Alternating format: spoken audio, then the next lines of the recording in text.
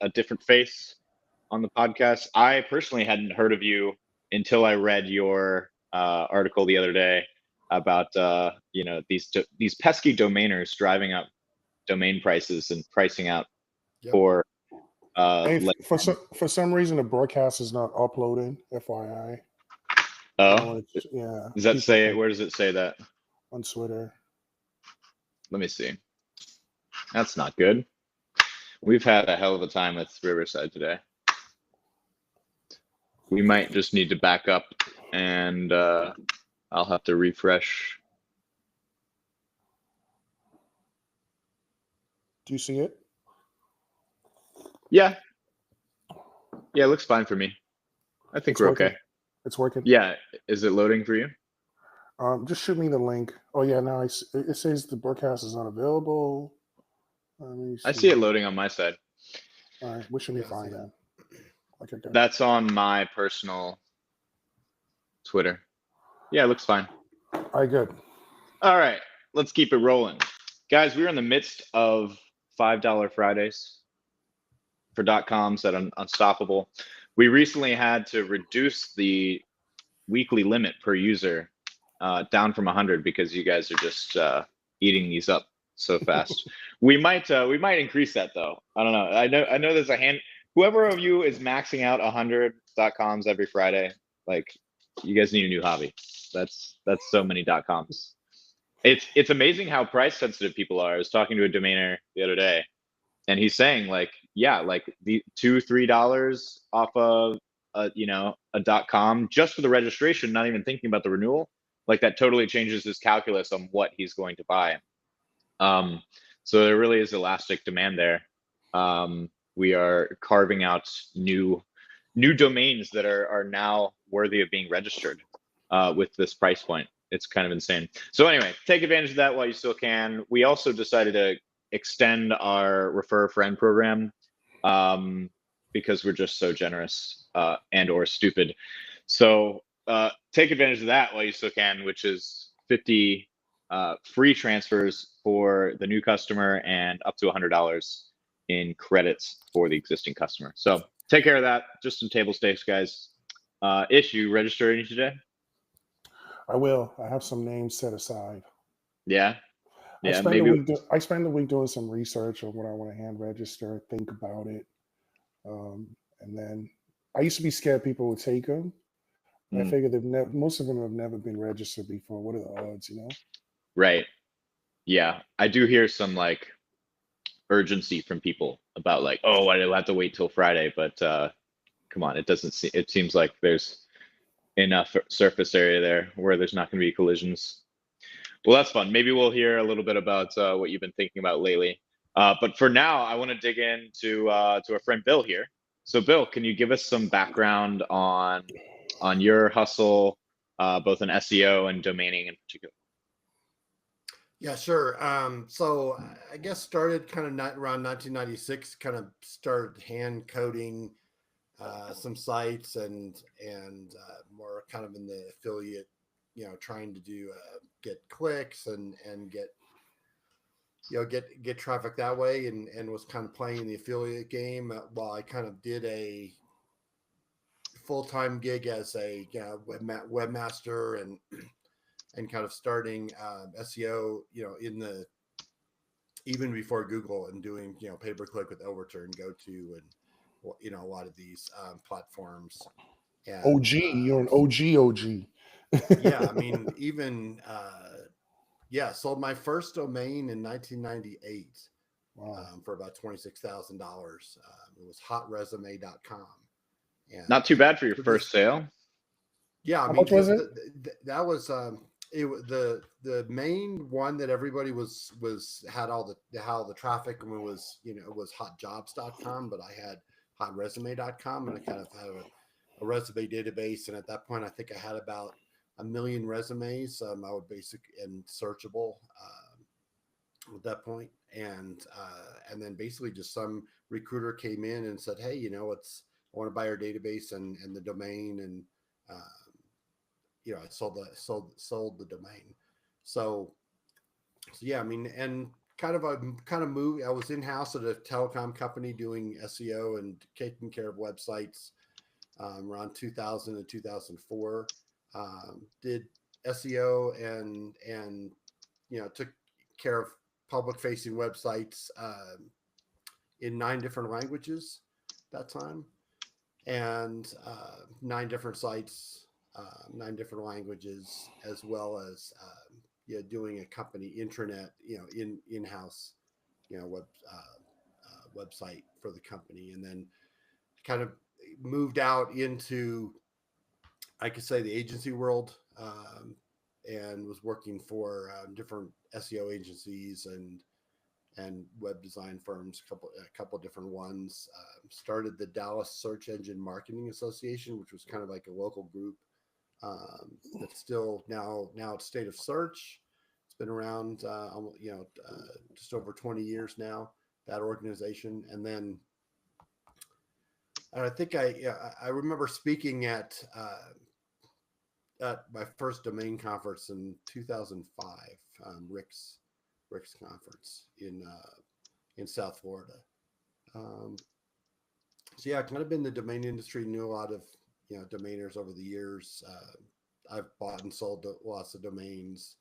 I focus more on content because I've been more of a writer and blogger, and back in the early 2000s, I was buying expired domains that had traffic and links and so forth, that I put up a WordPress site on it and just and sell links, sidebar links. That was when everybody was buying links on the sidebar of sites, and then Google AdSense started around 2004. So I'm kind of I think I signed up the first day at Google AdSense, so I had my sites and was doing really well with that. And then Google started to take more of the clicks, or clicks revenue over the years, and I've seen that change over the years. Still have a bunch of blogs out there that I still have, from the original sites that were expired domains out there. And so I'm always looking for, I play kind of the expired domain in game, if you will. And I've done, I ran a DN Protect for a while, which was basically a service to recover and protect stolen domain, protect domains and recover stolen domain names. That kind of change. We shut that service down, but I've kind of transitioned that over to DN Access. So I still do a lot of domain name recoveries. I get about 10 to 15 inquiries a day. But people say, hey, my domain was stolen. And sometimes, in a lot of cases, it's actually expired, but it ends up being that there are 2 or 3 domain recoveries every week. Some interesting ones. How do you go about helping those people? Like, is there some advanced sleuthing that you can do to figure out where those domains have gone, or is it all a matter of like getting in contact with the registrars and hoping that they devote some time to you? Yeah, it's kind of a combination. I mean, there's some situations where it's just kind of weird. Like this last one was just a small business out of Wyoming that had their lost their domain. And it turns out that they had their particular they bought the name through a reseller that was hosting their site and so forth, and their their account that account was hacked at the reseller level, and then it was transferred out and so forth. Then it turned out being that somebody, the guy who stole the domain, end up putting up a fake site on as if they were faking the company, and put up a site, and then so all the leads, and they had access to all the email, and they had access to all because they had stolen the domain. And so we luckily got that domain, that site taken down, and then kind of worked with, this was 2cows/Enum And so it kind of develops some really good relationships with registrars themselves and the proper people who handle, abuse and so forth like this. Yeah. And we got the reseller out of the picture, and then we essentially just got the domain back into a new enum account and took it from there. So it's quite similar to like in crypto. There's this one very famous Twitter personality who's an engineer of some kind, Zach XBT, and anytime there's a hack, like even just some person gets hacked, or not even hacked, but just has their wallet compromised, leaks their seed phrase somehow, and loses their funds, they at this guy. And even like massive companies, he's like usually like one of the first responders who'll like do like this on-chain what would you call it, forensics, to figure out like where the money has gone.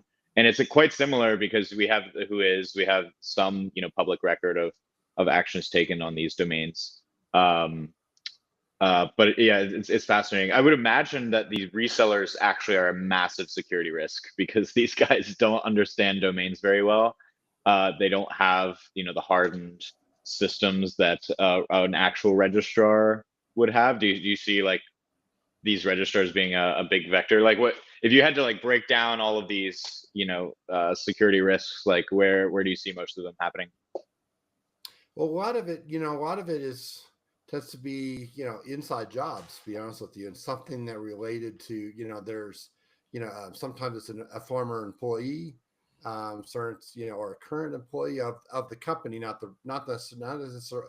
There's only one situation I've come across after recovering close to 1,000 domains at this point for people, that there's one situation where it really was a customer support rep who stole the domain and everything, and obviously that person got fired, but yeah, so that was but a lot of the cases, it's a lot of cases, for example, it's like a small business who doesn't really know much, so they'll turn everything over. They'll turn over the GoDaddy login and the everything over to their web designer, and the web designer just gets the domain access and just transfers it to themselves. and then later on, oh well, before we make the site live, by the way, you owe me another $5,000. Yep. And that's happened to me before. And wow, you can't have the domain back. Yeah, I lost the domain that way. I was working with a. No, go ahead, Bill. No, so basically, so you'd be surprised, basically, that that happens a lot. And frankly, I just say to the person, well, calling me, or contacting me, and I said, look, to be honest with you, they probably don't know that, or not aware that basically once they transfer the name, even if they have the user ID and passwords like sitting on someone's desk and you see it, you go and you transfer the domain to yourselves, that's a cybercrime. Once you've transferred over and they don't realize that. And so filing a police report and saying, hey, here's a police report. You've been, we're turning you in, and having me calling that web designer on the phone and say, look, I don't care what kind of, I basically say, look, that it's a federal offense of, and we're talking about, even if it's a crappy, what we would call a crappy domain. Okay. But it's it's the company's IP. It's their IP. It's their it's their company name. Okay. I put a value on that for them, overall value of 5,000 or more, which makes it a federal crime, federal offense, et cetera, not just a misdemeanor. And so, look, that's what you've done here. And, if you have a disagreement over web design or web development or whatever, that's a separate issue than the domain. He really wanted that button like 2 pixels to the left, and he had to take measures into his own hands. That's insane. So, it would seem so short-sighted to do that. Like, you are in a contract, presumably, with this company. You're doxxed. All of your information is public. you're blackmailing them. Like, that's Yes, so exactly. stupid. Like, your entire like professional reputation is gone in an instant. Like, that's so dumb. But I guess It's crime of But it opportunity. works. it's Just very calling them up and explaining that, right. and within minutes, basically the domain is back. Yeah, it's Ish, very what it's very Ish, what it's, was your it's experience? oh, it's very typical. I remember it was in the early 2000s. I had a project and I'd hired someone on Upwork to build a website, and naively I gave him the password to my domain, and he made up this argument about, oh, you owe me more money because I did more enhancements to your website, and I was like, what are you talking about? And he was this guy in Ukraine, and he literally stole the domain. I couldn't reach him anymore. I wish I knew what I know now. I would have been able to recover the domain. And I checked a couple of years ago; the domain was listed for sale. So, yeah, he But literally stole the domain. it doesn't matter about the time, because basically if you have that proof, Right. from over email, emails, etc., you could actually, that basically, even though the domain has been bought and sold, Yeah. okay, it doesn't, same thing with a vehicle. I mean, Hmm. you got your car stolen 15 years ago. Well, Still yours. you Yeah. still own that vehicle, even though it's Yeah. been bought and sold and so forth. Interesting. So if it's a decent domain, you want it back, there are ways to get that back. Hmm. Plain and simple. I mean, I've developed, there's domains have been stolen, 10 years ago, and been able to get them back. You have to unwind everything, and so forth. I mean, it takes a little bit, but you dig in it, who was history. Um, Are you able to get so people's stolen Gmail accounts back? Because that's another issue. that happens. You kind of have to, unwind that. I mean, it is possible. Keep in mind that, you have to actually have activity, and you have to, at Right. least send a name, send an email, from that account at least, once every 2 years, and and otherwise they will delete it now. And what's your TLDR on advice to domainers that want to make sure their domains are locked down? I think this is probably more of an issue for developers and businesses, but what advice do you have to domainers that are looking to No, I mean, I avoid get, these? there's been plenty of domains, domains, basically is to, what I like to do, even with my own domains, is actually crawl them. You have a list of all your names, and you can you basically, what you can do is, you can use, screaming, like for Screaming Frog, SEO Spider, and some of these free spiders. We can upload, you basically paste your list in there, and it will actually go visit every domain, and it will pull back the title, pull back, different information. If you have landing pages, and there should be a landing page on every domain, then basically you can, it'll spider and tell you whether or not even the DNS is resolving or not. And so there's, very, very quickly, it takes, 500 domains, probably takes a minute for it to go through and spider every domain, tells you if the DNS is valid and that it's resolving, and here's the title tag. And you just, look at a spreadsheet, just check on stuff. I mean, I know that, one of the problems is auto renew fails a lot. And a lot of people lose domains because they had it on auto renew, and they had, 2 credit cards on file. Everything should have gone through, and it auto renew fails a lot of times. That's one, so, check on your stuff. If it's a valuable domain, register it for a couple of years. I mean, if it is my rule of thumb is, if it's worth 10,000 or more, I'm gonna renew it for 3 to 5 years.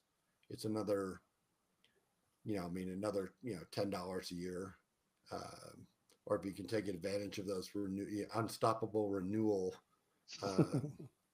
Now you're thinking, Bill. Get it a couple more years.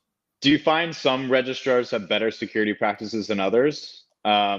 I know you haven't had the Absolutely, opportunity yes, to use absolutely. Unstoppable yet, but There are tell me about the certain spectrum, and then tell me from like a product perspective what we should build internally to make sure we have the best domain security for our customers. So yeah, so basically, so as far as so the domain, it's kind of logical that the domain, certain registrars that have more domains under their belt, that they, I think GoDaddy has 80 million domains, under, there. And there are certain registrars that frankly, they just, it's a numbers game. I mean, that's the reason, they get, and then those tend to be, like those issues where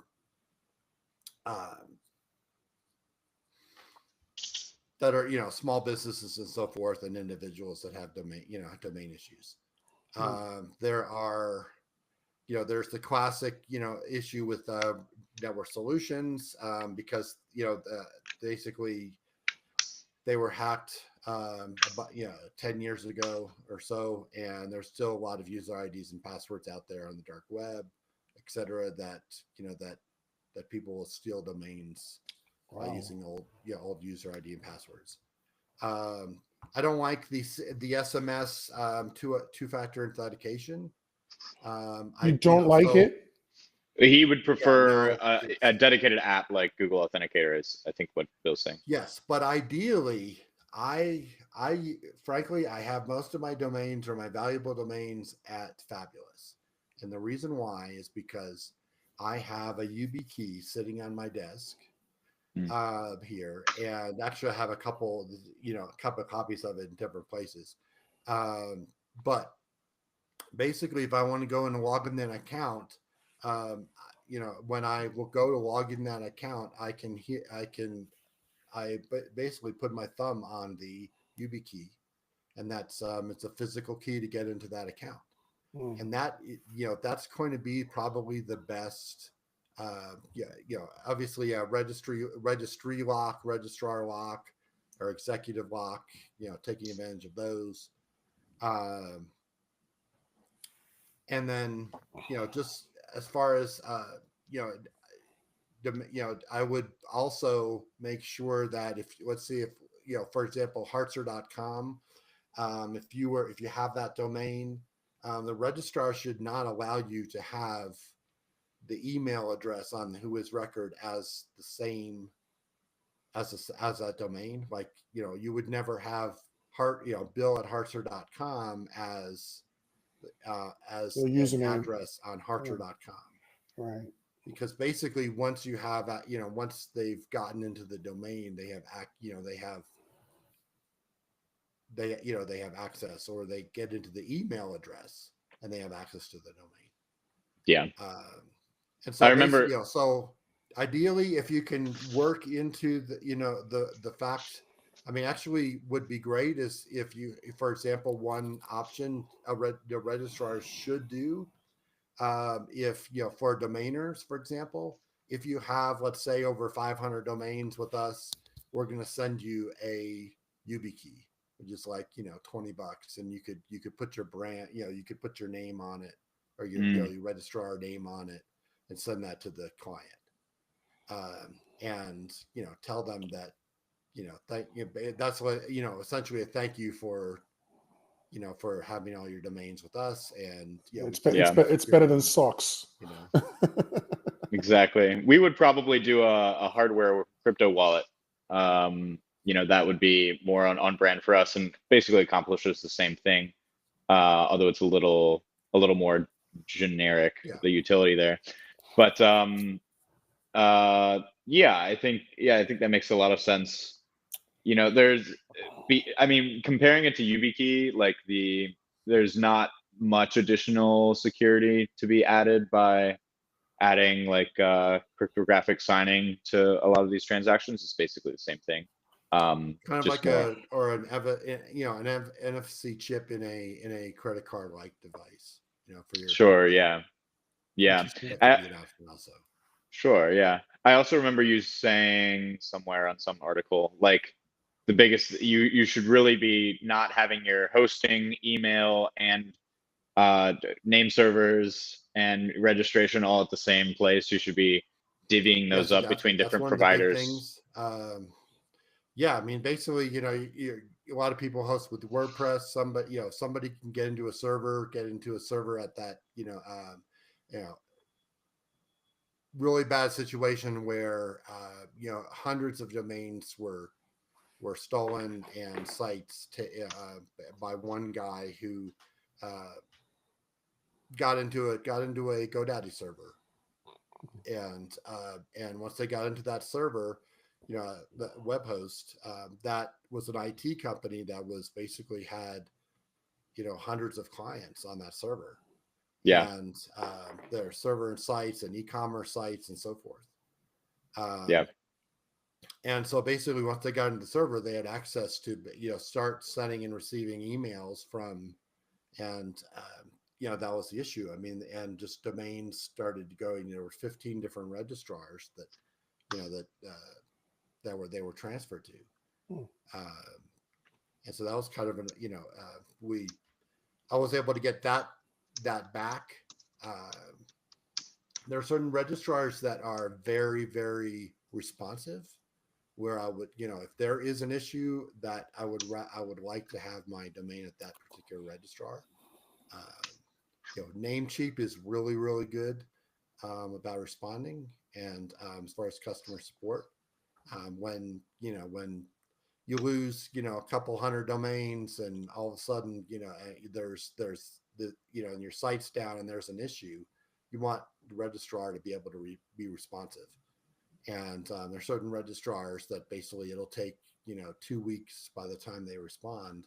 Wow. And that's crazy. And then there's others that are within minutes. I mean, that just are on the game. Anything related, to cows, enum, they're great. And there was a while back, there was a 2-letter domain that basically was they had a landing, it was a landing page. They have a landing page on it, a very generic 2-letter domain that got, stolen from enum. And, within a day or two, we had it back. But yeah, worst case scenario, I mean, I'm not a really big fan of having domains right now at Cloudflare. Because of their support, the way their support works,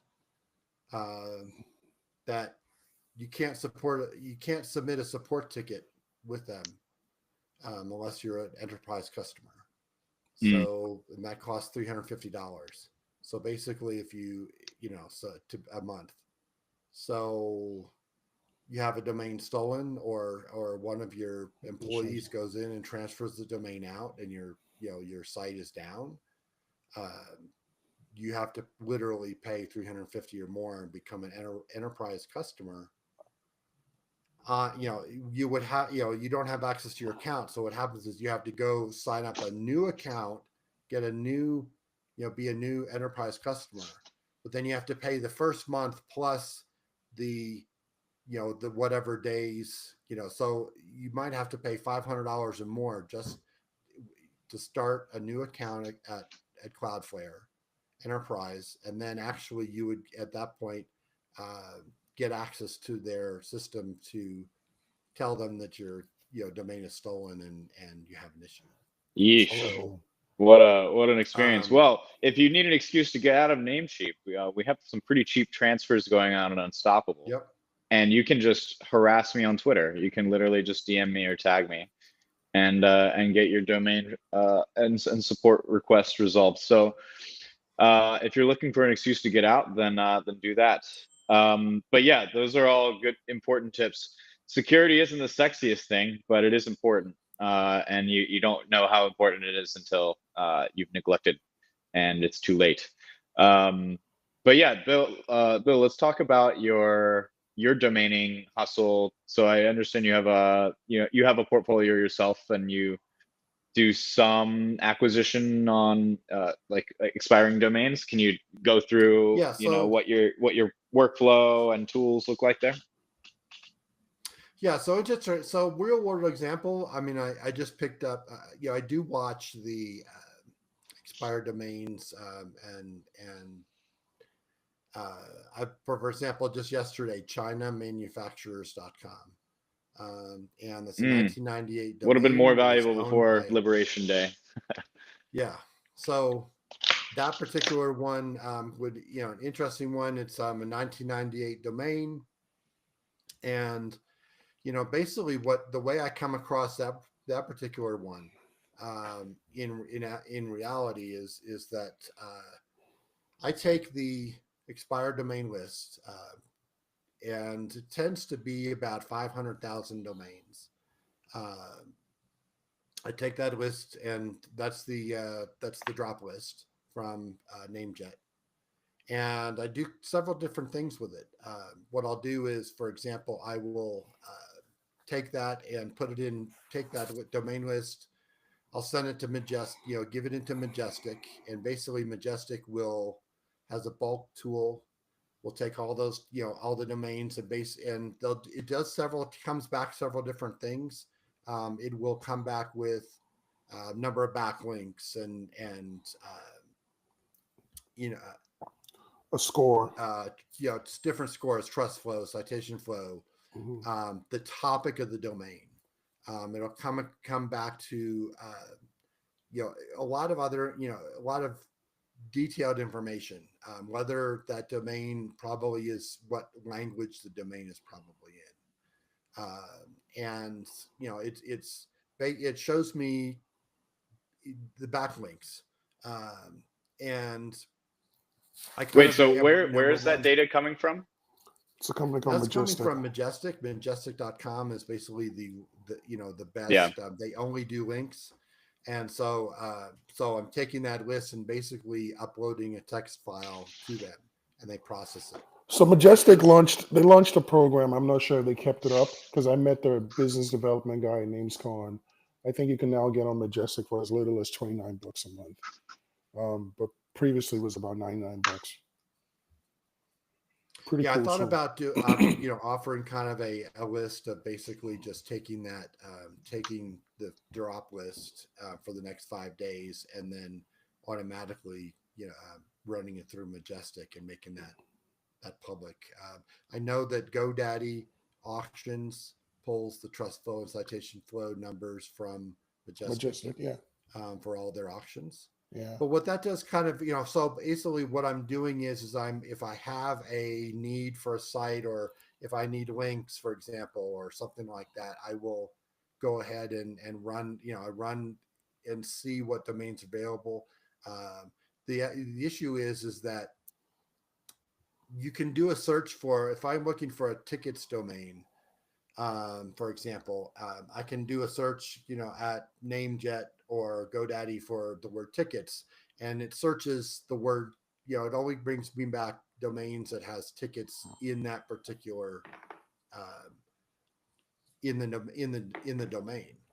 And so so Majestic allows you, basically looking at the former topic, you can then sort and find all the domains on a certain topic. And then it could be that, Hartzer.com or Unstoppable, okay, was, expired domain that basically has that, the former topic. So it's very possible. I mean, there's bulk tools in here that are available, bulk backlinks. If you see that on the left hand side, you can take a list. You can just grab a list and pay, and paste it in there and see, links and so forth, and and all that.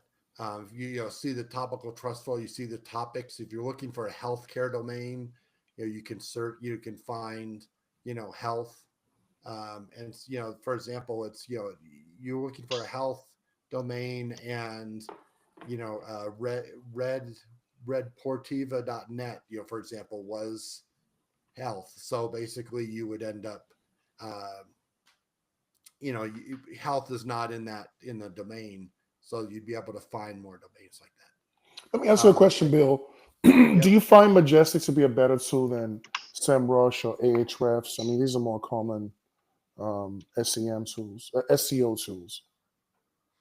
Yeah. So basically, the difference is that Majestic in particular only does links. Right. They only does link data. And why? I mean, this is just a great educational opportunity. Why do you find links to be important, and how do you determine what are quality links? And because most domainers don't use this type of matrix to assess what domains they're buying. We just look at So think about basically it's kind of like the first thing you do look is domain authority, and Majestic calls it trust flow and trust. And so basically those higher numbers, higher domain authority or higher trust flow, basically is that there's links from more trusted, more trusted sites that are pointing to it. And so it's not just, millions of spam links pointing to a domain. And those trusted links tend to stick around for a little while. So you only buy names with backlinks. You don't do any type of hand registrations, or is it a mix of both? No, actually not. So here's the so it kind so with I have kind of different priorities. I mean, I have, so for example, my own sites. If they're, let's say, the SEO topic, okay, I'm always kind of looking for old agency sites or old SEO domains and so forth, old internet related sites, and so I would do searches for just different SEO related topics, digital marketing, internet marketing, and so forth, and trying to find old domains. Could be old agencies, could be other things, old domains. I have I got I found searchengines.net, really old search engine related domain. And so basically it's there's a couple things. I mean, I may put up a new site on that and just link over to my current site, and or buy some, if I have a client I have a client that's a home inspector, and what we do is we buy expired domains of other home inspectors that for the SEO juice. Yeah. So your approach is more it's very technical. It's the SEO approach. And I think a lot of domainers and that's one approach. But I've realized over the years that one of my biggest mistakes was back in the early 2000s. I didn't buy enough generic names, and so now I'm also I do spend 5 minutes a day or an hour a day going through the expired domain auctions. And one of the processes, I will take that list, for example, that of everyone who has bid on names, the current list at NameJet, for example. If someone's bid on a name, then at least it has some value. So I'll take that list. And the cool thing with ChatGPT or another AI is I'll take the list of domains and I say something like, take this list of domains and analyze this list of domains. Look for there's I tell it a couple of different things. So for example, tell me which names I could really flip easily, that have enough value that if I buy it for a cheap price, that I could probably flip it very easily. And then I also have which domains are up and coming industries that I could potentially buy. What is your average holding time for domains that you're buying to flip, not for clients? Does it take you 5+ years? Are you selling them immediately? Like how long are you typically sitting on your names for before you? Yeah, so good question. So the fastest, and this was all manually before I did my before I started my outbounding automation. Oh, you outbound. That I do. I love it. So I have a very big, really cool process for outbounding, and it's all 99% of it is automated. But it comes to my manual process. Okay, basically, my best and fastest domain acquisition and sale was NewZealandHunting.com. Okay.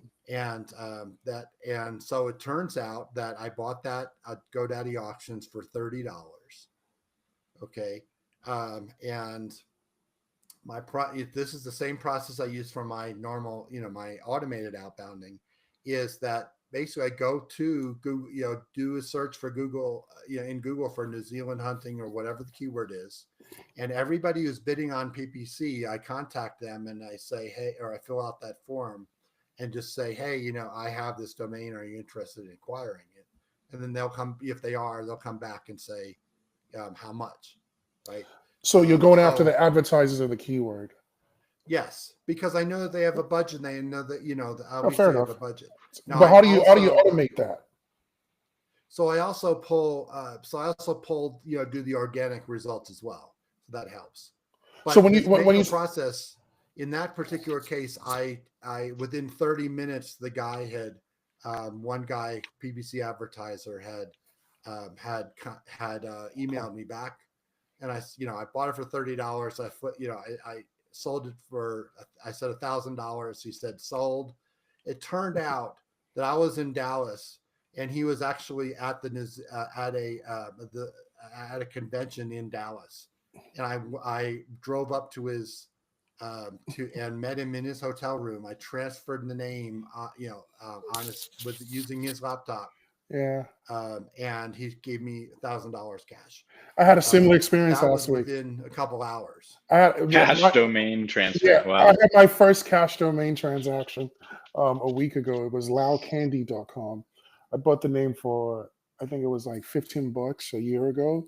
And I decided, let me outbound the name. So one of the ways that I outbound is I'll put the name on social media, on Instagram, and see who's using those words. And I found Loud Candy Genetics. And apparently I'd reached out to them last year when I first bought the name.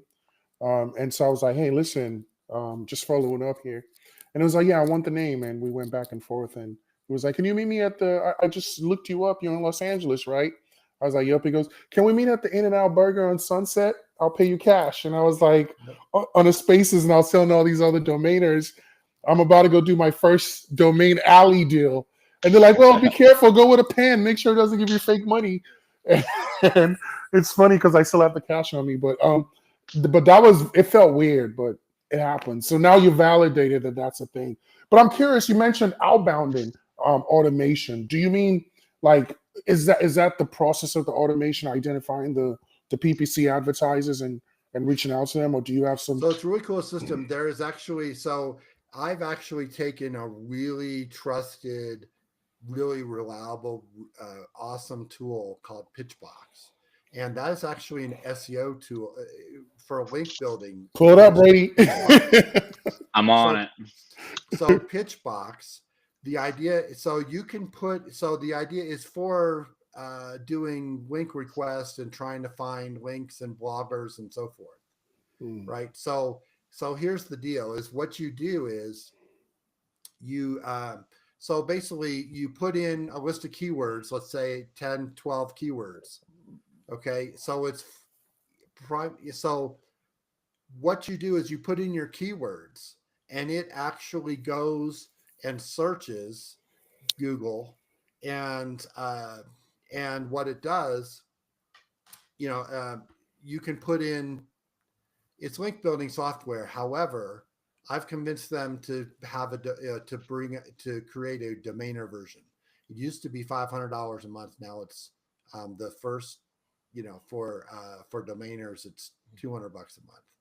Ouch. That'd be worth it. And however, so here's the deal: is you put in your keywords, it actually goes out and finds all the contacts. So for example, what you'll do is you will put in keywords, like for example, tanningsalon.co is one I have. So I put in tanning salon in quotes. I put in title tanning salon. Anybody who's mentioned tanning salon in their title tag of any of their pages, I scrape the Google my business listings, and I take that list of domains and put it in there. So what it does is you put those keywords in there.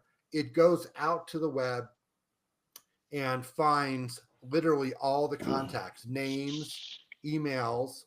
It has a connection to LinkedIn. So it pulls all their LinkedIn details. For example, it'll pull in the title, their job title, their company, etc.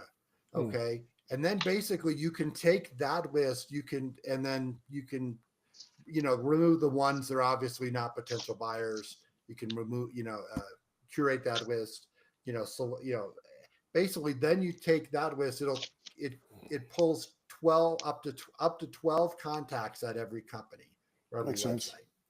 So it's pulling who is data, it's pulling who is archived, who is history data, gets those contacts.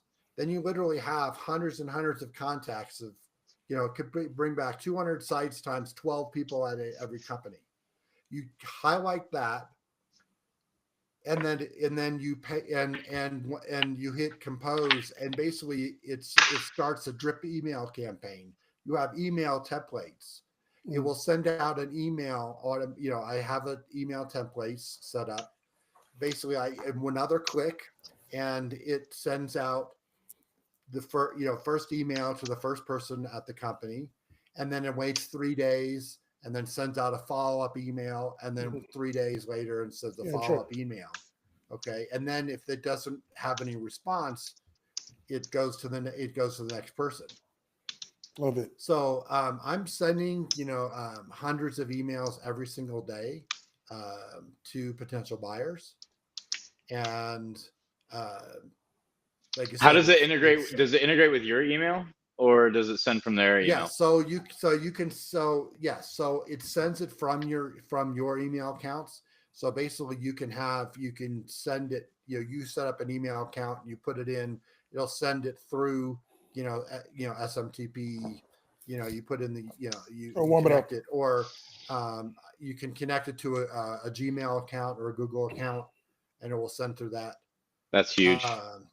And you can, so it will also send, you can say what time you want it to send. So I found that between, in business hours, between 9 a.m. and 5 p.m., sending, so it doesn't get lost in the email overnight, and people come in and they just don't see the email. So it comes in during the day. You can change times and days of week of when they're sending. You can, restrict it to a certain number of emails, per day. Typically I do per domain, every domain is a different campaign I set up. So, and also when you have a response, it automatically, there's an inbox in the dashboard. So you can go and every morning or, twice a day, I go and I look at the Pitchbox dashboard, and I say yes, and I have the responses in there. Great. No, that's true automation. There are a lot of tools that do that instantly. Hartzer.io. But I've never heard of Pitchbox. Yeah. But Pitchbox, the difference I think here is discoverability and finding potential buyers. Right. And that's been huge for me. There are certain domains that that are great for this. Any geo name, right? A geo domain, any kind of the more specific, like I have one that I've been running, acquisitionattorney.com. And so that, there's very specific merger and acquisition attorneys. Right. If you are a merger and acquisition attorney, or you say you do that, you probably have received an email from me, because I've pulled all that data. You can also, you don't have to use the Google searches. If you have your own list, you can basically, upload it, pull something, from Hunter.io or you have listed domains, it will then find all the contacts for those domains and have the drip email campaign. Do you use Chat GPT? Because I use Chat GPT for a lot of research, and I feel like Yes. the researchers.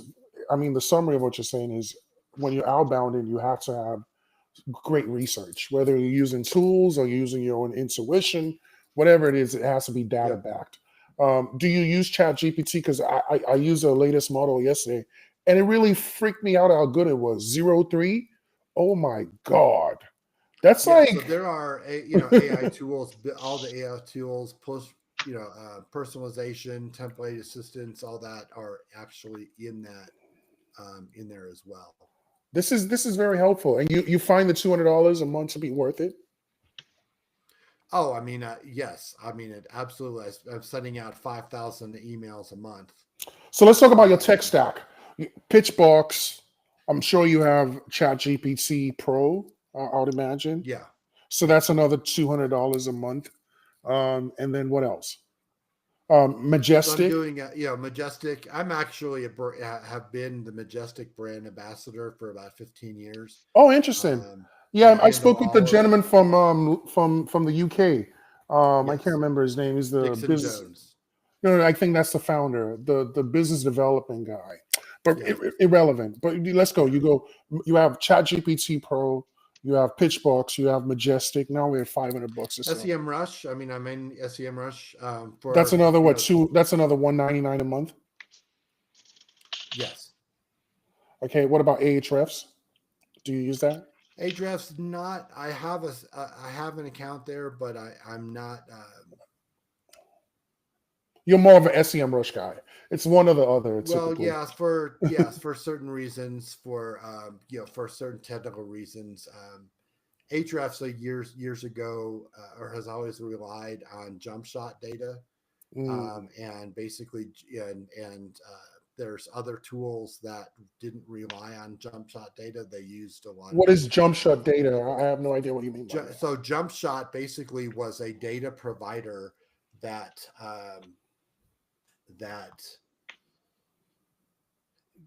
for a lot, they basically allowed companies through, to buy their data, and it was a lot of keyword search data, a lot of inaccurate, basically all the internet data that goes through the main routers on the internet, and JumpShot had all that data. The problem is that there were certain SEO tools, certain keyword tools that were 100% relying on JumpShot data.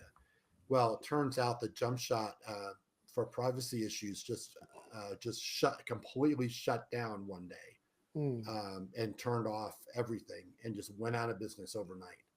And then some of these SEO tools did not have didn't have the data anymore, and they were scrambling. And I'm the new sources. Ahrefs was relying 100% on JumpShot data. They have changed they've gotten access to other sources of data for number of keyword searches per month, etc. It is helpful, and I do use it from time to time, but I have some other tools that I think are more reliable. Anything else on the tech stack? Are you building sites are you vibe coding with maybe a Bolt.new or Lovable? Are you doing anything in that realm, or you're just not into that? It depends on the site. I mean, for example, I picked up ChinaManufacturers.com for like $70 yesterday on, Namejet auctions. And within 6 to 7 minutes, I had that site up and running, and already crawled and indexed in Google. I looked this morning, and basically what I did is I went to ChatGPT and told it to code me a landing page on the certain topic, and it gave me the HTML code, and I then used Canva to create a very quick logo and get up a site and a landing page on that. It only took me about 6 to 7 minutes to get that whole site up and running. So you mentioned crawling on Google. When I vibe code, I typically would tell it optimize the site for mobile and add SEO with the meta tags. And I noticed that when I do that, depending on the keyword combination, it'll crawl on Google. Like, what advice do you have for people to crawl sites? Like, what are the must dos? Yeah, I mean, basically, it's obviously Google is mobile first, so they're crawling using a mobile, their mobile crawler and their mobile version. Right. So any site needs to be, have a responsive design, so it looks at least decent on mobile. And there's all sorts of SEO tips. I mean, as far as but you need enough content, you need enough text on the page. It's Right. not just the title. Yeah, I mean, if using if it's a domain that basically has a bunch of links and is trusted, then it's probably going to get crawled. That's it's going to be crawled and indexed quickly. Right. However, if it's a domain that is brand new registration, for example, you need enough text on that page, unique text, and in order to get it crawled and indexed. And there's a lot of Google in the past 5 years. Google has tended to crawl pages but not index them. There's a lot, there's sites that basically will get crawled. You probably want to, it's sort of the expired domain, verified in Google Search Console, and that it will show you what it's currently ranking for. If there's any penalties or issues with the domain, and you can submit it manually for them to crawl it. And typically I'll do that to get it at least to get it crawled and indexed rather than just having to wait. As far as landing pages, I have my own Atom white label marketplace on Hartzer domains, and I have 600 plus domains on there. And what I've done with a lot of those is, and especially those landing pages, what I've done is I have gone to ChatGPT and say, okay, for this this domain, tell me what, give me reasons for why someone should buy this domain, why they could change and upgrade. And so what I'll do is I'll have them ChatGPT write content. And so basically that's enough content to get those pages crawled and indexed in Google and get a score, right? And also get a score. So ideally what you'd want to do is, if somebody happens to be doing a keyword search for some obscure name, and in Google, if the landing page is crawled and indexed, why not? And they can come across it, and especially if it ranks for some obscure keywords or something. So do you think that, I like what you're saying there. You're basically saying the description on the Atom pages, which I'm sure Unstoppable is listening very attentively to what you're saying, right? Allows these names to have more visibility, right? The fact that there's an about page on it. So that's AI content I manually did through ChatGPT. Sure. And then you upload that into the this domain, right, etc. And that's a good example, perfect example of putting more content on that page. Yeah, it makes it more visible for those keywords. Yeah, and just getting it crawled and indexed in the search engines. I mean, more potential buyers. There's a kind of, a lot of domainers will say, oh, well, you wouldn't want to ever even put content on there on the domain. Okay, that's fine. I mean, it's I just want more potential buyers, right? I mean, I thought Google punish people for putting content on landers to try to SEO it. Is that not true? No, I'm pretty sure I've heard that. Not at all. I mean, maybe if it's that's more really, I thought it was if you were making it look like an affiliate site or something where it had content, but it actually didn't have anything novel, that they were deranking that. That's not true? No, I mean, I have plenty of, I have plenty of, and I get traffic from Bing and from Google. People doing searches and finding the domain and finding finding this page, this landing page. Yeah. I Yeah, don't. we have some throw SEO generated content automatically onto our landers.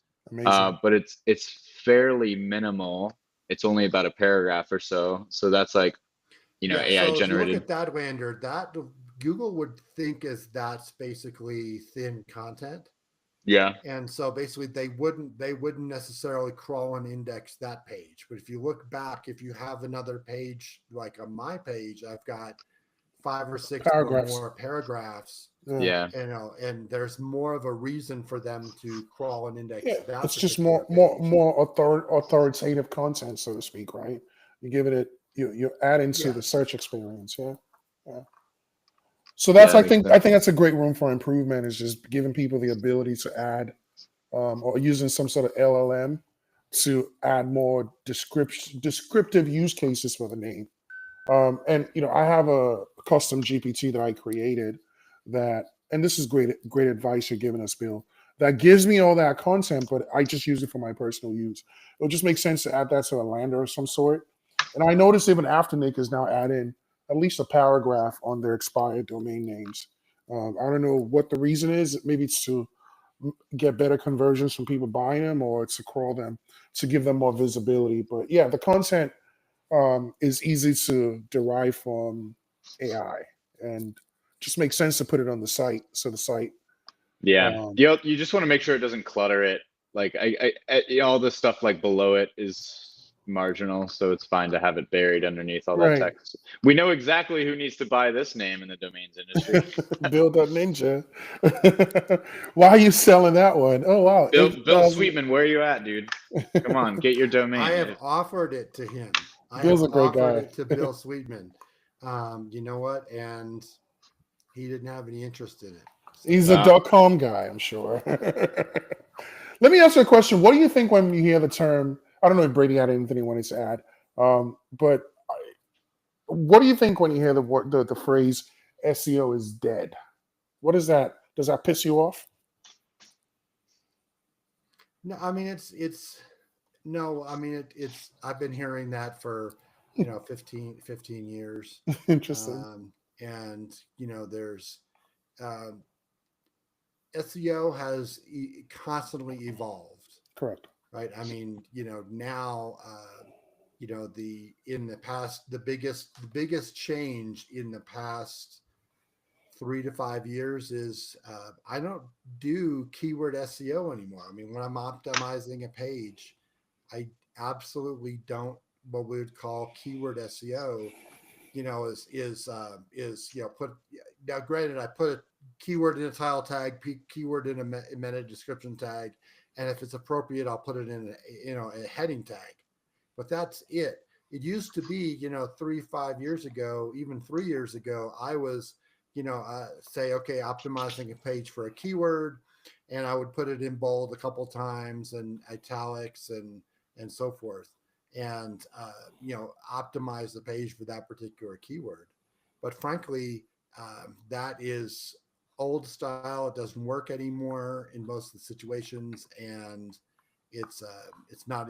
I'm doing entity SEO right now, and entity SEO is different than keyword SEO. So entity SEO basically is a piece. Here's a page that is about, Dallas home inspection. Okay, for example, and so that's the keyword, right? So what I want to find out is, and you can use an entity SEO analysis tool as you look at the top 10 rankings of who's ranking for a particular keyword, and what you want to do is find all the entities that they are mentioning. Entity basically could be a Wikipedia page, for example. For example, Dallas. So in that piece of content around Dallas home inspection, I want to make sure I mention real estate, Dallas, Texas, inspection, inspector, uh, roof, leaks, foundation repair, everything, every topic and subtopic that someone would expect to see in that piece of content. Yes, I might actually happen to mention Dallas home inspection or, home inspector in Dallas or some version of that. But the key change with, Google and the other search engines is that they are using AI to understand your content, and they're looking for not just somebody who has mentions, a keyword. They're looking for helpful content. They're looking for the content that basically says, oh, this is the best page about Dallas home inspection because they mentioned all these different things and has all the great information about that topic, about that keyword. And sure, yes. And so you'll end up ranking for Dallas home inspection, but it's not because you've mentioned that keyword a certain number of times on the page or mentioned, in the title tag, etc. It's because you have better content on that page than somebody else, right? And so that's kind of the even talking to fairly advanced SEOs, they are still. It's amazing to me that they're still trying to optimize a page for a keyword, and that is not how the search engines are looking at viewing content now. And so, yes, SEO is dead because of like the old keyword SEO. I remember back in, the what we were doing is we were hiding our page source code and cloaking it back in the late 90s because it was keyword density. Like if you had a 13.7% keyword density of the content on your page, then you would rank. And it was always about keyword density and how, and so forth. And that was, and then we had to, cloak our page so our competitor or whoever couldn't see like our source code. So Bill, but I mean, isn't this time different where we now have an internet increasingly going in the direction of users not actually navigating and spending time on websites, but rather having the website's content liquefied and then reshaped by an LLM and presented in, a third-party application like ChatGPT. So you're not going to have like this. Yeah.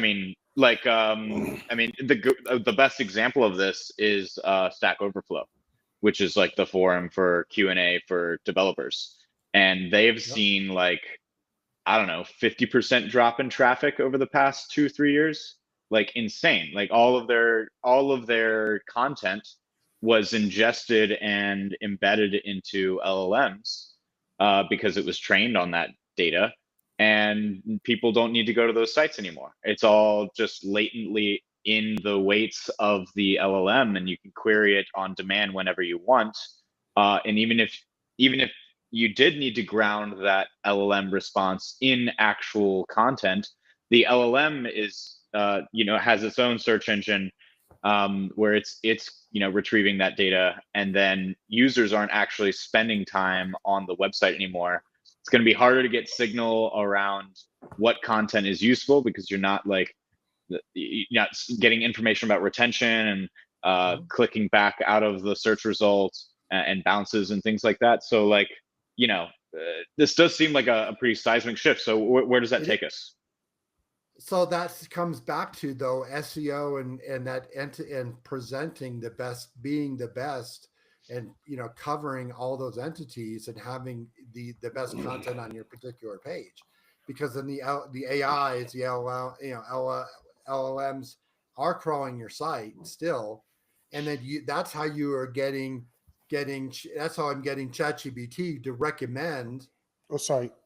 And they're so the ChatGPT comes back and says and pulls some content from my page because they've seen that I have the best content and the best most entities and the best comprehensive information about that particular keyword. And so then I'm getting really good traffic from ChatGPT and in Perplexity, and Bing's AI, and even in AI overviews in Google, because of the fact that I have the best content, and they're recommending and linking to me as a source. And so it's not just so that's I mean, SEO is about doing stuff to your site and getting traffic, right? I think I think overall the search experience has evolved, like you said, and we're going into a Yeah, it realm definitely where, is. as a domain investor, we can leverage it, right? We have these tools that allow us to build sites that have more visibility. So I'm very, very shocked when I still see people thinking, "Oh, I don't need to develop any domain names. I don't need to do any outbounding." You just described your process, and I think everyone should carve out a process.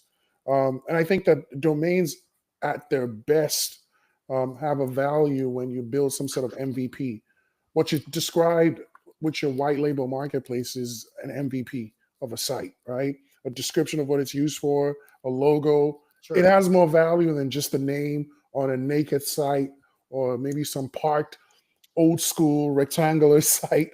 And I think the next step further is just using this using AI in general to create a more enhanced MVP, so that, like you said, when you were making money in the past from AdSense, you can actually I can see that making a huge resurgence because of the ability to create these MVPs or functional sites and get traffic to them more rapidly because you have some sort of SEO background and knowledge, which I think anyone can implement in their portfolio. So I think every So domainer. I see it as two different things, though. I see it as, okay, you have these domains that, okay, let's say, geodomains, and there's, for the buyer, let's look at who's going to buy our name. Right. Okay. DallasHomeInspection.com, DallasRoofing.com. A Dallas roofing company is going to buy your name if you say to them, oh, well, we already have maybe some links, or you have, it's already crawled and indexed in Google, and they can do turnkey. Bam, they can just buy the name, and maybe you could price it even higher because you've done these things, right? Right. But frankly, look at let's say what happened, a generic name. I'm going to pick on Amazon. The word Amazon has nothing to do with, A brandable. obviously with the content of the site, right?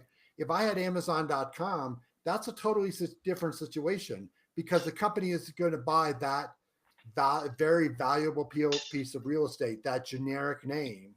Okay, they're going to do something completely different.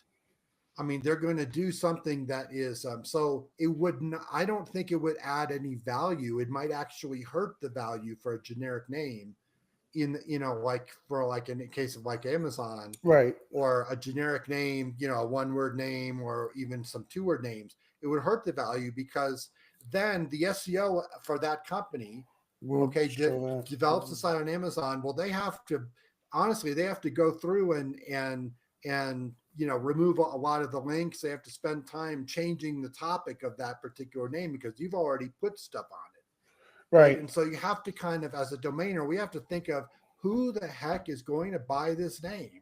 It's valuable because somebody is going to buy it from me. And the reason why is like, okay, well, yes, should I develop it and put this content landing page on because the potential buyer, that's a selling point, because it's, because of the content and because of the topic and so forth. Like it's obvious, like some, if it's one topic, then obviously it's going to, appeal to that, they're going to use it for that topic. Otherwise, it's like, okay, well, it may not be worth it to even spend that time. It's always case by case. What are your thoughts on exact match domain names? Do you think they're more relevant now because of AI, or less relevant? Oh yeah, I mean, ideal situation. Let's take bobbleheads.com. I mean, he sells bobbleheads, and he got that name, years ago, and that is, it's kind of taken some time when you have this match domain and you try and, put bobbleheads content on it, or put content on it related to that exact match. There's kind of there's Google is, and I pick on Google, but search engines in general are like there's this time period of time where they don't know if it's a brand name or they don't know if it's like a keyword. And so they kind of, you may not rank for a period of time, but you have to do things to make a search engines and make everybody know that it's a brand. So as far as value goes in the long run, I mean, absolutely, if you can make a keyword exact match domain into a brand just by like developing the site, making it, a brand, then that's the long run, and you're gonna sell it essentially as like a brand and a business later on for so much more than just the domain itself. For SEO, I mean, Bing loves exact match domains. Microsoft Bing, pretty much. I mean, they love it, and will rank you higher. Google not as much, but you have to get over the hurdle that, okay, the brand, is it a brand or is it a or a keyword that someone's searching for? They are searching for the brand, and so that takes a little time, some time, but that's ultimately that's better. Do you have a feel for like how the search engines behind Perplexity or ChatGPT are different in like qualitatively and what kind of domains or search strategies that they look for? No, I think I think it's too early to tell because I mean there's not and even having an SEO strategy, I think it's really way too early to even, some people have tried to figure it out. There's one, there is one particular, I've seen one particular agency or one particular service that claims that they can get your, domain into ChatGPT and so forth. Who's that? But a lot of it, I don't remember. Color me interested. Yeah, but you have to end that with allegedly. People say things and don't really deliver sometimes. Yes, but frankly, it comes down to, like, for example, how it's the basics. If I'm really big fan of entity SEO, like I've talked about, but also it's doing the basic things like that are required to get into into the knowledge graph and get a knowledge panel entry, which is getting some links, getting some links on certain sites that are trusted enough, being mentioned in Wikipedia, for example, or getting a link in Wikipedia, Reddit, and being in, getting a LinkedIn page, doing some press releases, kind of just getting out there, and certain directories. There's about 3,000 to 5,000 sites that are part of Knowledge Graph, which is kind of Knowledge Graph's a part of a different, and it's getting a knowledge panel. If you it's different than a Google My Business listing or a Maps listing. It's basically when you do a search for a company name, you'll see like all inform or that's the knowledge graph on the right hand side. So there's certain things that you can do that is just, and a lot of it is just a few links, and so and it'll mentions in certain places, and so that was that in itself will get you in there. But frankly, I think it's really very way too early to even have like an SEO strategy for any of the AIs. I do have clients that are I have an attorney client, and because we've done this entity SEO stuff on their pages, that they are always recommended, as birth injury lawyers and brain injury lawyers. You want to hear a funny story? You want to hear a funny story, Brady? How Bill and I got to connect. So Bill was always on Clubhouse. We never met. and I received an email one day from him for a domain name. You might have forgotten the story, Bill. TestosteroneShots.com. And Yeah, Ish needs those for sure. relax. Always ragging on me. Anyway. Yeah, so I had a client who actually That's they why didn't I renew have their you name, but they had a site. Yeah, so they had a site on testosterone shots for years. And Right. and they, for whatever reason, they didn't renew the name. They lost the name, and then it went to auction, and you picked it up. Picked it up. Yep. I picked it up for $15. And they wanted, they wanted the name back. And I said I wanted To 10 put their grand site for it, back up. and they refused to pay. And someone else bought the name from me for $6,000. And I was like, hey, listen, somebody's offering me $6,000. Can you guys match that? And you were like, oh, the guy's out of business already, and something happens to him. Yeah, so it turns out that particular client, and everybody in their organization was arrested for, and the business shut down basically for money laundering and Crazy. and FDA approvals and stuff. They were doctors and handing out testosterone shots left and right for anybody who wanted to pay for them. So their business got raided, and so then you went and said, hey, they probably would have paid it, but like 3 days before their business was raided by the feds. Horrible. Yeah. So like for me, like that name, when I looked up that name, what made me buy that name at the auction, my process is I would look up those keywords and look at how many people are advertising with those keywords. Like, what's the monthly volume search? Yep. What's the CPC, the cost per click? And if what it's, would be your minimum CPC and minimum searches per month before you buy a name? Honestly, I don't have a minimum or a maximum. Sometimes I see some numbers and I get very excited, even for hand regs. Yeah. And sometimes I see some numbers and I'm like, no way people are paying that much, especially the legal ones. But I was going to actually ask you that question, like, how do you translate that data into how you price your domain names? That's a good question. I mean,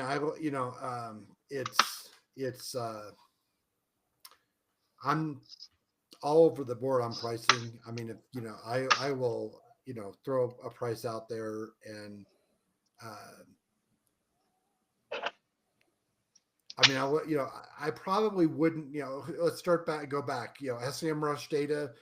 If it's over 1,000 searches a month and at least $1 a click, I probably would look at, buying that exact match domain if I can get it pretty cheap. Right. I do know if it's any attorney, lawyer, legal, related keyword. I manage PPC accounts for some attorneys, and frankly, they are spending well over $100 and something per click. Per click, yeah, crazy. Per click, and so it's and there's 1,000 searches. I mean, they could easily spend $100,000 a month on clicks, and so it is competitive and so forth. I mean, it is competitive, and they're spending a lot. Let me give you a scenario. I hand registered a name. It was netzeroemails.com, right? I wanted to ask you, with this data, 74,000 monthly search volume. The cost per click is 69 cents. Net zero emails. So I get excited when I see stuff like that. I'll pick it up as a hand reg, but then I'll put it on Google and look at who's advertising those keywords, and those become sort of like my targeted prospects to outbound the name to. Now you do realize though that like SEMrush will say 75,000 searches and 69 cents per click. But the geographical location differs. But then you need to actually go to Google and type that search and see if actually people are currently, advertising ads. Right, correct. There's a lot of cases where that data will show, yes, that's on the average, but it could be like, it could be It's not always 100% Accurate. accurate. Right. That's what I was exactly what I was going to say. When you search it on Google, there actually aren't any advertisers.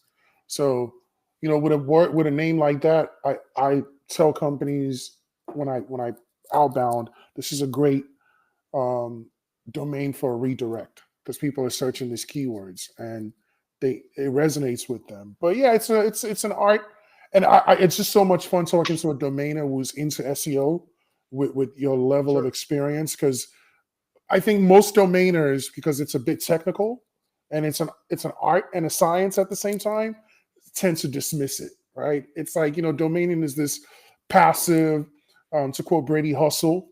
I call it a business, but he thinks it's a hustle. It's not a joke, man. This is how we pay our bills. Hustles can be real.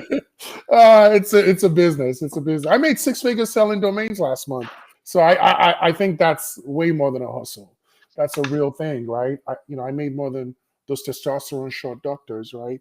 But it's not consistent. And my quest is to make it consistent. I feel like what makes it consistent is your process, your tech stack, your name selection, your pricing. And so I've learned so much from just having this conversation. Yeah, and not sitting back and waiting. Bruce Brager has a very similar sort of way of being active in his investing. I think a lot of people get into this wanting to be passive, and who could blame them? What a nice ideal. And this is why when I'm riffing on your post the other day, Bill, and I'm saying, these VeriSign shills, they have a point that domain investors are just middlemen. They are, generally speaking, traders. They're not for the most part generating value. That is assuming that they're passively buying and holding, and that they're not actually generating value. They're not generating SEO value for the domain. They're not outbounding it. They're not helping raise awareness for their end users and delivering it to the end user. Just say it. They're squatting. They're squatting, aren't they? Huh? They're squatting, and that's okay. I don't hate the player. I'm deeply jealous that you guys are good at the game and I'm not. I'm just here. An empty lot. So I buy an empty lot of land that is in a city, and you refuse to cut the grass. Yeah, However, I put up a sign that says it's for sale, and I sit on it. I mean, that's what domain investors are doing. Correct. Yeah. I mean, you're not building anything of use on the land. I mean, some people are. And then when someone goes, "Hey, how much is this land?" You go, $22 billion. Yeah, take exactly. That's totally fine. You should have the freedom to do that. You should be able to invest in things even if you just intend on flipping them. You are helping price discovery, which is a pat on the back that all traders give themselves to tell themselves that they're actually generating value in the world when they're really not. But it's okay. You should totally have that freedom. But it comes down to scarcity. I mean, then somebody really needs that particular digital real estate for their new website or new company. Yeah. And you're taking the risk on of owning that property. I'm just saying in the world, in the digital world, it is very different because the marginal cost of owning and maintaining that property is zero. It's not like it's not like you're a commodities trader or something. Taxes you got to pay on it. You have a sell through rate. No. Here's what I'm saying. I'm not saying it's zero. You can't win this argument, Brady. Don't take the villain side. You haven't let me complete my argument. We will let you. Let's contrast.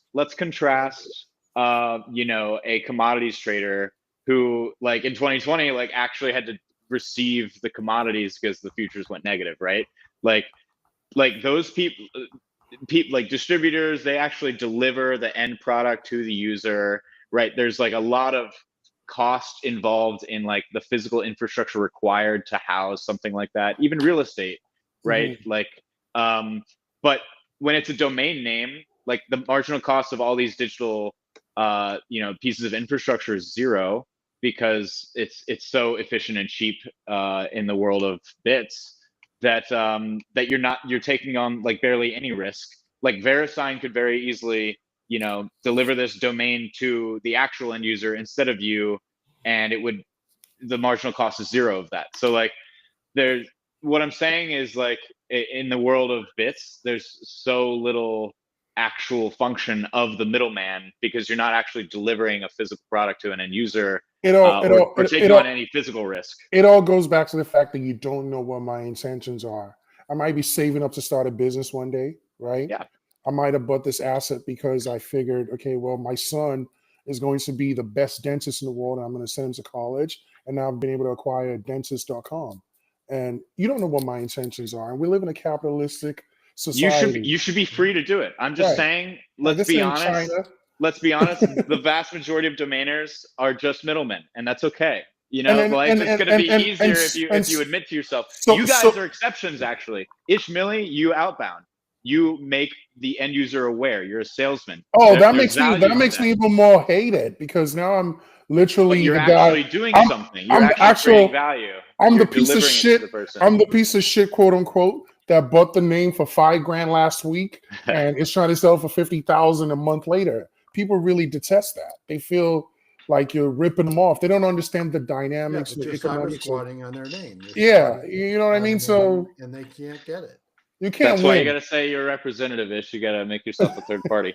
and then Bill, if you're like generating SEO authority for your domains, like that has lasting value. That's different than what most people do, which is just buy and hold. So like there are exceptions, but I think the vast majority of domain investors are just speculators. There's like a famous Andrew Carnegie quote about like speculators don't do anything. They just they're like a plague on the earth or something like that. And yeah, that's fine. I'm an investor. I'm a terrible trader. Like I can admit that that's not producing any value for anyone but myself, because it's a zero-sum game. Assuming that the asset, it's actually not a zero-sum game, because asset prices generally increase, like the right ones at least. Right. So it is positive sum in that way. But let's talk about this and put some context to it. Bill, you put out that article from that association that you put a summary about, and they came after. I'll let you explain the scenario so people understand where this is going or coming from. Yeah. So basically, I mean, there is a nonprofit organization. I believe some of the people involved in that, nonprofit are. Some are one of the only guy that we can identify. There's only one person. Yeah, I mean, are involved in VeriSign and .com, and basically there's this particular report that they come out with. Number one, it talks about Ticketmaster and the ticket industry. And actually I have a bunch of ticket domains, and I do have some ticket sites, goodseats.com, that I'm a part of. I'm a partner in, and it does sell tickets online. And so there is a section of this report that talks about greed and certain people registering Pope Leo the 14th in speculating that would be valuable, etc. God forbid. And then and speculation, and then it basically talks about the fact that I think that what a lot of people have looked at, and domainers have looked at, is the fact that they think that basically that the domainers themselves are running up prices of domains. And you've bought that name for $5,000, and you're selling it for $50,000 the next month. That's and that's what this organization, allegedly, I believe it's a nonprofit, is saying, is that they think that there are names, and that domain investors are driving up prices and inflating prices. Dutifully looking out for the interests of consumers, surely. I wonder how how big this poll was. 63% of Americans who have purchased domains think that domain investors make it harder. That's so funny. Like, couldn't that's name you also many people outside of this industry that know that domain investing is a thing. You know? exactly. So it's like, where are you getting those people from? Except for people that ish outbounds too. They know. They I think I can say that I've onboarded thousands of people into domain investing, and most of them look at it as an opportunity. And I think if more people are aware of the opportunity around domains as a viable asset class, then this would be a different mindset, right? There are a lot of skeptics when it comes to any type of emergent asset class, specifically intangible things like digital assets. So I don't blame people for their false perception, false being my perspective, but I think that domains are being played by the rules. You have registrars, you have ICANN, you have it's a subscription, right? And whoever is subscribing as a custodian of a specific name legally owns that name. Now, if people want to change the rules of the game, I can understand other people's perspectives, but this is a very fair business, and it's an evolving business. You guys have built massive value, specifically unstoppable domains. It feeds a lot of people. Their agencies, their registrars, their registries, their conferences, their marketplaces. It's a genuine economy, and it's still in its infancy. So I think it'll do more damage than good to try to disrupt such a lucrative capitalistic opportunity. Not everyone's going to like it. One of the comments, though, one of the other points that they make here is that this organization is making is transparency of prices, and what something bought or sold for. And so looking at, for example, real estate requires that, if a home is bought, that there's public information put out there of what it sold for. And so, that's the question. Here's digital real estate. Should it be required? That's the question. Should it be required that that domain sales, the prices are reported publicly? I think it should that be seems like voluntary. strange precedent. I wonder what the what the special interest that got that through that requirement in real estate. Who does that benefit? Having to publicly report that. That seems like an invasion of privacy. Like in crypto, we have strong tenets around the freedom to transact and to do so privately. If I buy a really nice house, I don't want my name associated with that price tag. That's putting a target on my back. Buy it through an LLC, or you buy it. You can hide behind an LLC or a corporation. Yeah, but you shouldn't have to do all that. If you're paying taxes on it, that's one thing. That's between you and the government. But why should I need to broadcast a transaction that I'm making, especially a massive one like a house? That's a huge invasion of privacy. I don't think you should have to. That's typical. But wouldn't the argument here is also on the flip side? What if all domain transactions and the prices were public? If somebody could see them, well, we have a voluntary could potentially bring up the values of and make domains more valuable. Well, we do have a voluntary system right now where people can disclose what they paid. Registrars or registries can disclose that data if they choose to. But I think the best scenario is what we have, where you can either keep that private or you can make it public. I think it should be voluntary. I don't think it should be enforced. We're not breaking any laws. We're not selling drugs, right?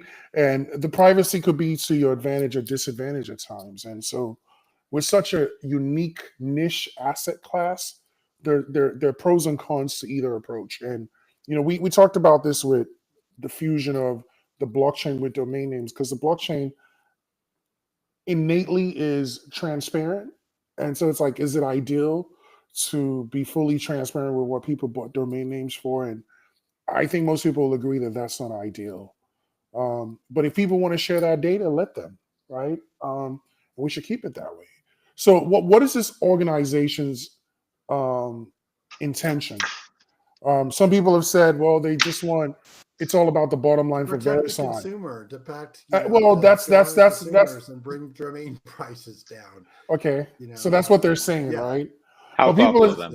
people are saying what they're really doing is, this guy was writing, who basically is leading this organization, was a former VP from VeriSign, and VeriSign wants to have full control of the .com aftermarket economy. And they want to have more control over that asset or that CLD that they're managing. And they're a publicly traded company. So they're looking out for their shareholders at the expense of domain investors. Is that fair? You could say that. Yeah, but how do domainers protect themselves? Some people have said join organizations like the ICA. What do you have to add to that? I would say that this is a report that comes out, and I would say that the ICA needs to come out publicly and have a public response to this particular report. ICA's job is to, as I understand it, is to protect the interest of domainers, right? Domain investors and domain owners. And I'd like to see ICA come out and control the narrative, have a response. Right. So someone sent this report. Brand Lab sent me some interesting context. She said back in between 2004 and 2008, VeriSign sued ICANN in an attempt to shut down the aftermarket and take it over. So she's claiming this is a lobbying nonprofit working to help VeriSign take over the aftermarket. It seems very apparent. Do you have a link to that? No, this is a DM someone sent me, so we can research that. Yeah. But there's also some really good responses to my original post, where I put it out there on Twitter. There's some real good points made. Yeah, and I know Rich Schwartz came up and said this has been a fight that they've been dealing with for years. He's been doing domain investing for 30 years. He's a domain king, and he feels like this has been defended many times, and it's not going to be any different. But I think, a fight is only as good as your response when you're attacked. So it's important that the ICA speaks up and addresses this, because this is how things spiral and narratives are manipulated. I'm not sure about the current status of the Domain Name Association, but I was involved a while back, a couple of years with the Domain Name Association. They're another organization that probably never heard of them. Not sure what their current status is. That could also have a good response to this particular report. Why are domainers hated so much? Why? Because the alternative is hating VeriSign, and that's not politically palatable for them. I mean, the thing to understand here is that domainers are very lucky that there's an aftermarket, because there's basically a handful of ICANN rules that says that domains must go through this expiration process where they become generally available again, and VeriSign in particular cannot reprice domains once they drop. I think other registries can. Don't quote me on that. But essentially, that means that drop catching is only an industry at all because by decree, by ICANN saying that it has to be these domains have to go through that process. Otherwise, all the good domains would get gobbled up by the registry again, repriced to something, or just put to a bidding process by VeriSign itself rather than these drop catching services. And then you would have, a lot of a lot tighter margins for these domains at wholesale prices rather than at retail prices, which VeriSign would be happy to sell these at retail prices to get the full bang for their buck instead of leaking all of this margin to domain investors. But you do have registrars that are actually, like GoDaddy, who are, not going through that full 90-day drop process. That they are very specifically, they are renewing, they're getting by, they're renewing names that they believe are valuable, or and they are then putting up for auction around, the 31st or 37th day 31st. after expiration. And so, that completely is against, the normal regular ICANN process of, the 90-day drop. That in itself is probably eating into, some of,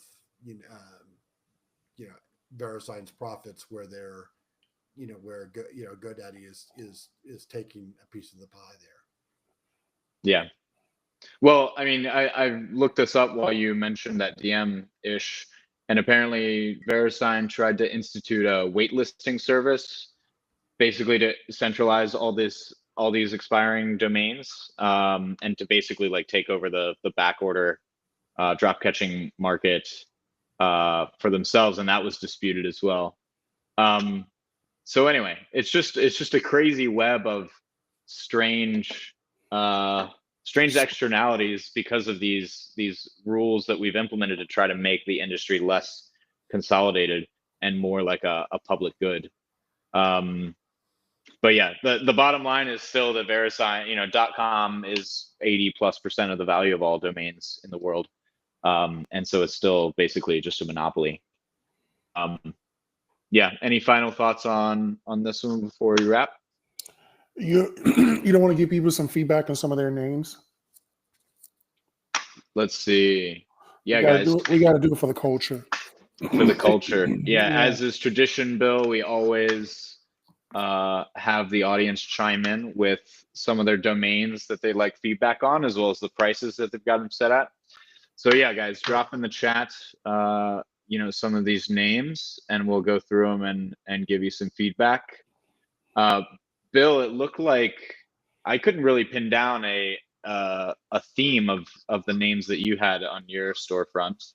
But what kind? So you're focused across all kinds of valuable SEO domains. There's not one central theme to some of the names that you're picking up these days. Yeah, there's no vertical. Yeah, there's not really, necessarily any kind of. I'm not. Yeah. I don't go for any particular industry. I do have some that are in particular industries, but yeah, they're all over the board. All sorts of different. What are some of your top domain wins in your 2-decade career? Like, what are the highlights? I've developed a lot more domains, and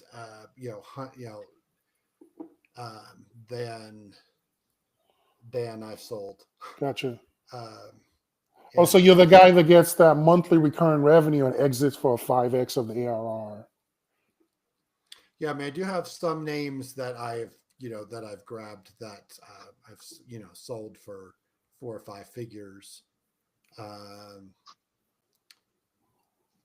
But a lot of them I have developed. Do you have an exit strategy with the ones that you develop, or you just develop them until they fade away? No, I mean, actually, I develop them, and they're either using them as links to other sites. I'm getting their there are a lot more. It's not just parking revenue. I mean, parking revenue has gone way down. A domain that I had that was making, $5 or $10 a day is now, $5 or $10 a month. So domain parking is not, that revenue. So by actually just kind of developing, putting WordPress on it, putting content on it, I get a lot more revenue, if you will, than I normally would. Do you think parking is dead? Not necessarily. I mean, there are certain names that I know that are still there's more value in just having it parked. I mean, there's a lot of type ins, and some domains get a couple $1,000s a month in clicks. I think there's an issue, though. What is interesting is that there's an issue that with being able to keep a domain that you have, and based on what is shown on as far as the ads that are showing in that part, if you have it parked. I know it's one situation where there's a company that's going to file UDRP on a name because not only is the name very similar to their current name, their business name.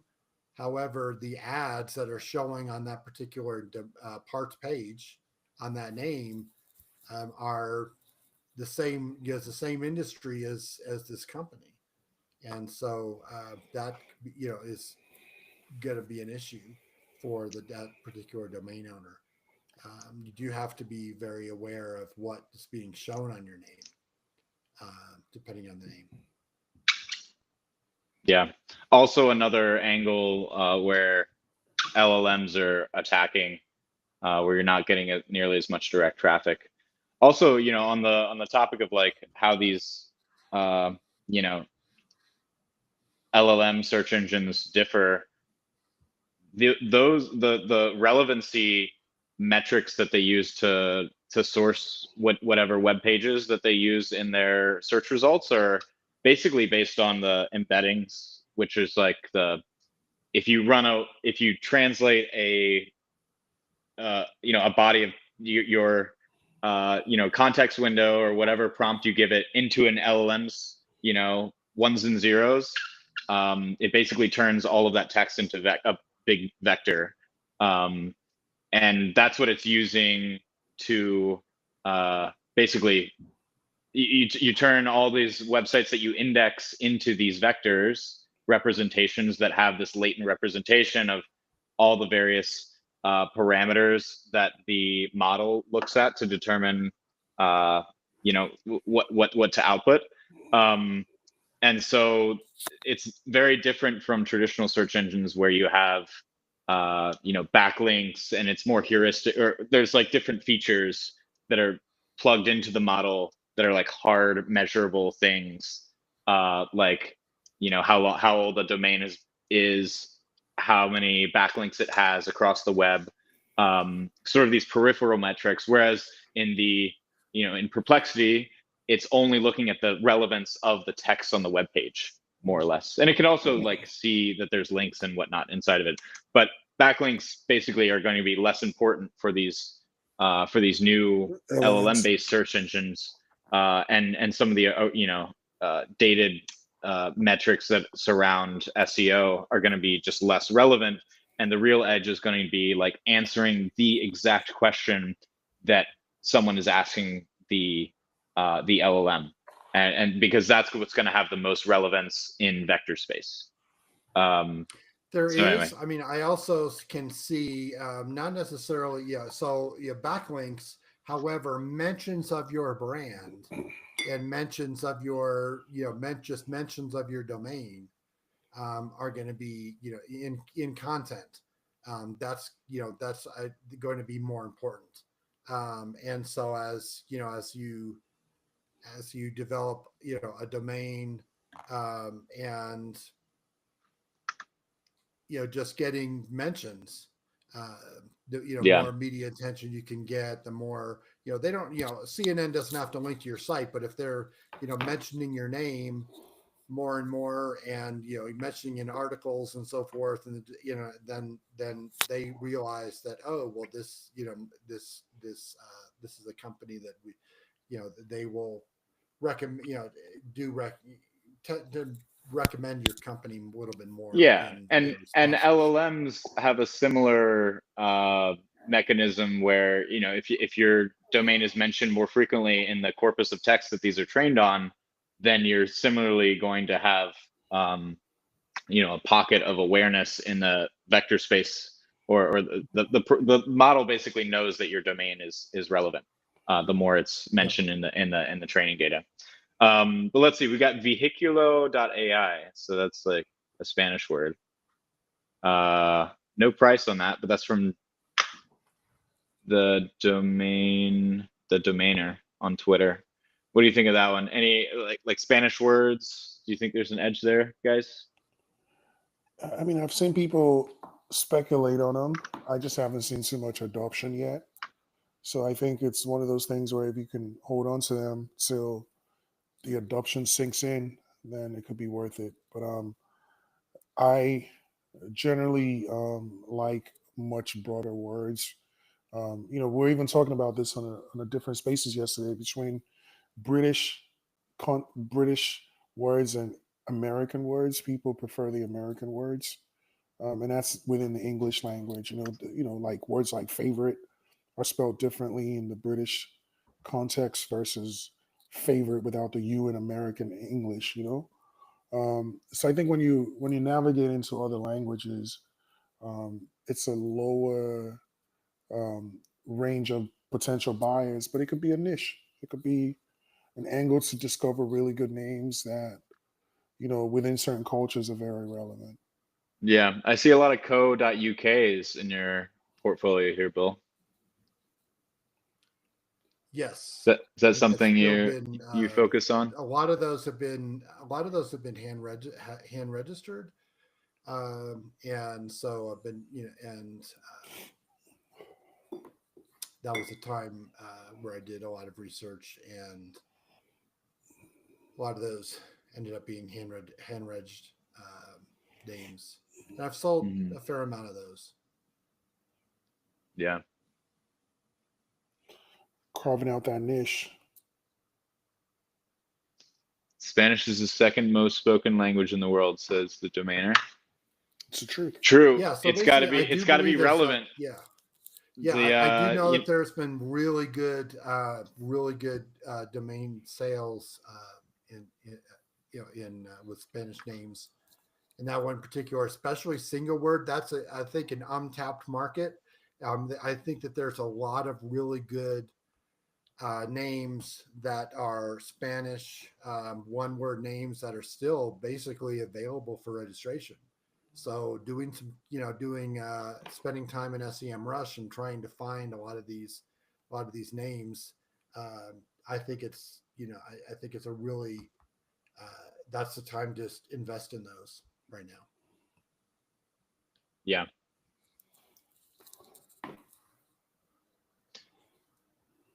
Yeah, I could imagine that. Broadly speaking, English is only going to continue to dominate in business and online, especially as like LLMs make generating that content easier. Cool. You're going to see people that are native Spanish speakers are going to be more easily able to generate English content. And learning languages will be different. Translation will be easier.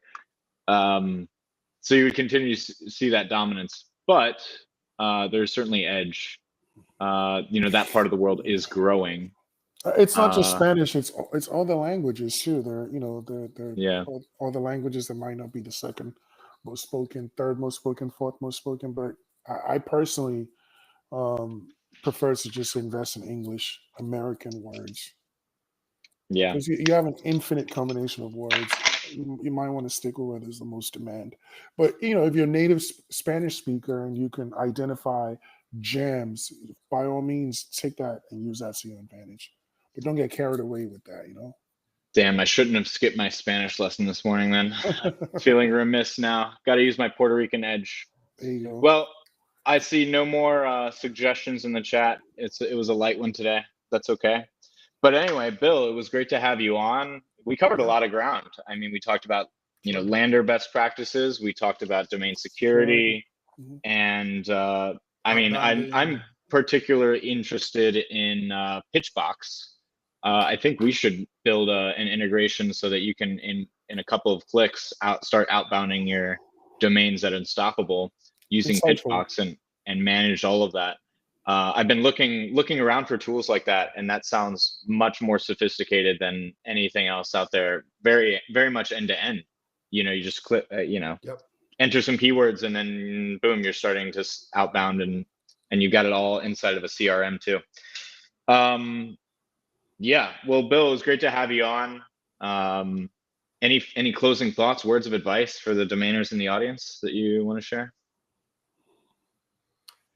Yeah, I mean, I'm the type of guy I like to really, if I have information, I like to share it, and I don't see anybody, any SEO or anybody as a competitor. I like to share it. If I have knowledge, I'm going to share it, and so I'm try to be very approachable, and on social and by email and everything, and so. Anybody just wants to pick my brain, and ask questions or, challenge me on anything, then I'm very welcome and like to do that. Yeah, absolutely. And if people want to follow you, you're B Hartzer on Twitter. Yes. And go to his website, billhartzer.com. Plenty of great content coming out of there. But yeah, it was great to have you on, man. And DN Access is domain related. That's right. And hartzerdomains.com, of course, if you want to spy on his portfolio. But yeah, otherwise, guys, it's still $5 Fridays for .coms for the next 11 hours. So drop in and get some cheap .coms. We've also got renewals. If we want to transfer? So the $5 is for registrations up to 25 per user per week. And then renewal price up to 25 or up to 100. It got reduced to 25 last week. We might up it back to 100. Oh, interesting. So we'll see. If there's a problem with 25 limit, DM me. Like I want to hear what you guys think. If that actually is a problem for people. Our renewal prices are all at cost. Whatever we get charged by VeriSign. So that's $11.05 for renewals. We're a new registrar, so we don't get the discounts that the big boys get. And then on transfers, we have $5.52 .com transfers. And in fact, every domain that gets transferred in gets $5.50-ish off. And you can check out our pricing page for better details there. And then we also have a refer a friend program where you get 50 free transfers as a friend, as the new customer, and then whoever is the existing customer gets $100, depending on how much they transfer in. And Bill, I can get you some free credits from some free transfers to try us out with, to thank you for sharing your knowledge and being so so open and giving with your expertise. So anyways, guys, go check us out, unstoppabledomains.com. And we will catch you next week. Thanks again, guys. All right. Thanks. Thanks, Bill. See you later, Brady. See y'all.